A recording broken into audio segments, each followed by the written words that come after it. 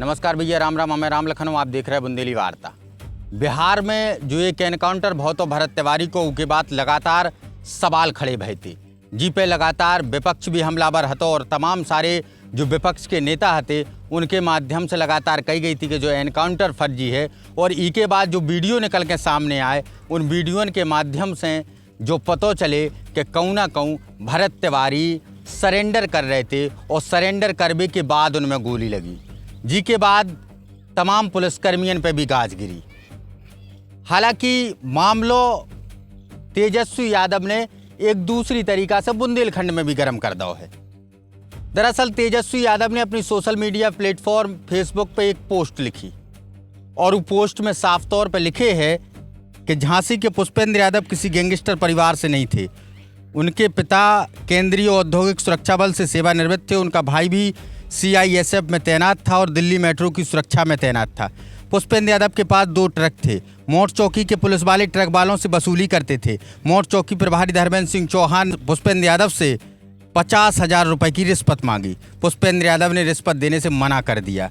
5 अक्टूबर 2019 की रात पुलिस ने दावा किया कि मोट थाना प्रभारी के साथ हुई मुठभेड़ के बाद पुष्पेंद्र यादव को जवाबी कार्रवाई में मार गिराया गया।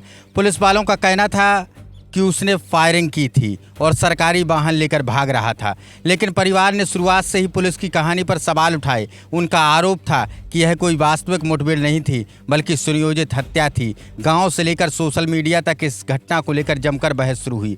परिवार के लिए सबसे बड़ा झटका तब लगा जब पुष्पेंद्र के भाई का नाम मामले में सामने आया। उस समय वह CISF में तैनात था और दिल्ली मेट्रो की सुरक्षा ड्यूटी कर रहा था। जिस जवान की ड्यूटी दिल्ली में थी उसे भी इस मामले में घसीटा था। इस कहानी की सबसे दर्दनाक अध्याय थी पुष्पेंद्र यादव की पत्नी शिवांगी यादव। पति की मौत के बाद शिवांगी ने हार नहीं मानी। वह लगातार न्याय के लिए लड़ती रही, अधिकारियों से मिली, अदालत गई, मीडिया से बात की, हर मंच पर यही कहती रही कि उसे निष्पक्ष जांच चाहिए। वर्षों तक यह संघर्ष चलता रहा। शिवांगी मानसिक और भावनात्मक रूप से टूट चुकी थी, लेकिन फिर भी उसने न्याय की उम्मीद नहीं छोड़ी।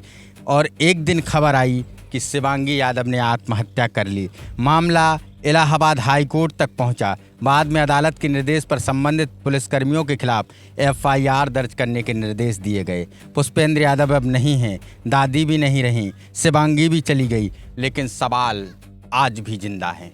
और तेजस्वी यादव की पोस्ट आवे के बाद लगातार बुंदेलखंड के झांसी जिला में चर्चन को बाजार गर्म है। दरअसल जो बीते 2019 में जो 2019 बीती उनमें 5 और 6 अक्टूबर की रात में एक पुलिस के द्वारा एनकाउंटर करे जात। पुलिस की तरफ से कही जात कि पुष्पेंद्र यादव जो करगुआ को निवासी है तो मोट थाना क्षेत्र के उते के एक पुष्पेंद्र यादव उखो ढेर कर दो जात।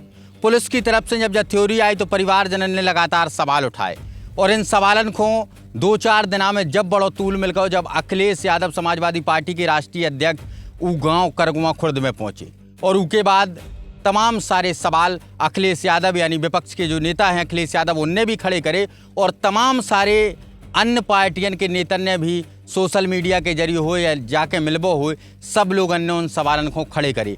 झांसी के भी तमाम सारे जो नेता हते वे पुष्पेंद्र यादव के घर तक पहुंचे और उनने घरे जाके भी परिवार को ढांढस भी विदाओ संगे जा भी गई कि अंगाई ई मामले की जांच करने के लाने हम लोग लगातार आवाज़ उठा रहे।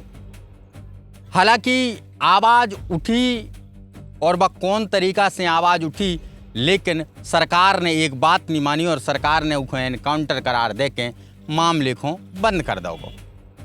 हालांकि 2022 में हाईकोर्ट के निर्देश के बाद मुकदमा दर्ज हो, लेकिन इस बीच में सबसे भयावह जो घटना हो उसे वो परिवार को भी दिल टूट जात और तमाम सारे जो आम लोग जो आज के दौर में सोचत हैं कि वे लोग कानून से लड़ पें, उनको भी पूरा मन टूट जात। दरअसल पुष्पेंद्र यादव की पत्नी शिवांगी यादव ने आत्महत्या कर ली और वो आत्महत्या के बाद तमाम सारे सवाल भी खड़े भये कि आखिर सिस्टम से लड़त भये, एक पत्नी अपने पति के लाने न्याय मांगत भये, अंतिम समय को अलविदा कह चुकी। फांसी लगा के वो महिला ने अपने प्राण दे दे और तमाम सारे सवाल हैं जिनको छोड़ के वह महिला चली गई।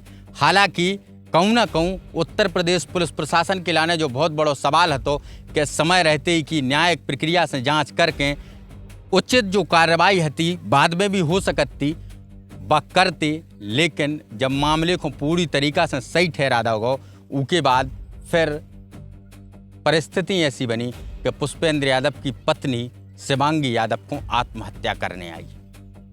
हालांकि बुंदेली वार्ता कभी भी आत्महत्या को जायज़ नहीं ठहराऊ और ना हम लोग ऐसी कोनू से सोच रखत कि कोनू आत्महत्या जैसे एक गंभीर कदम को उठावे।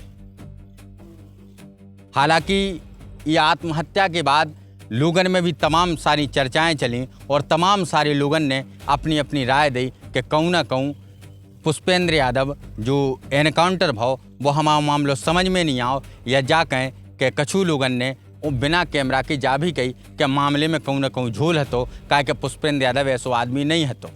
हालांकि पुलिस की तरफ से जा कही गई कि बहुत ज़्यादा एफआईआर पुलिस पुष्पेंद्र यादव पे एफआईआर दर्ज होती थी, जी के बाद पुष्पेंद्र यादव को एनकाउंटर करी गो। हालांकि पूरे सवाल हते थे और शिवांगी यादव लगातार कोर्ट के दरवाजे तक पहुंची उतने से मुकदमा दर्ज भाव, लेकिन जब फिर भी कोनो न्याय मिलत नहीं दिखाने तब पुष्पेंद्र यादव की पत्नी शिवांगी यादव ने आत्महत्या कर ली। और अब तेजस्वी यादव यानी राजद के कार्यकारी राष्ट्रीय अध्यक्ष और बिहार के पूर्व उप मुख्यमंत्री तेजस्वी यादव की जब फेसबुक पोस्ट आवे के बाद बुंदेलखंड में एक बार फिर से चर्चन को बाजार गर्म हो गो कि आखिर जो भरत तिवारी जो एनकाउंटर भाव बिहार में उसके बाद लगातार एनकाउंटर पर सवाल खड़े हो रहे और वही क्रम में एक और सवाल को खड़ो कर दो है बुंदेलखंड में तेजस्वी यादव ने। अब आप लोगन की का कसूरा है ये पूरे मामले को लेकर, चूँकि 2019 को जो मामला है 5-6 अक्टूबर की रात में जो पूरा घटनाक्रम भाव हो, तो अब ई मामले में आप लोगन की का राय है? आप लोग का सोचत कब पुष्पेंद्र यादव एनकाउंटर सही है तो कब पुष्पेंद्र यादव एनकाउंटर फर्जी है तो कब पुलिस ने दिखावे के लाने जबरदस्ती ऐसो करे तो कि कछु और मामलो हो तो का पूरा मामलो आप लोगन को लगा थे? आप लोग कमेंट बॉक्स में जरूर बताइए। बहुत बहुत धन्यवाद आप सब जन को।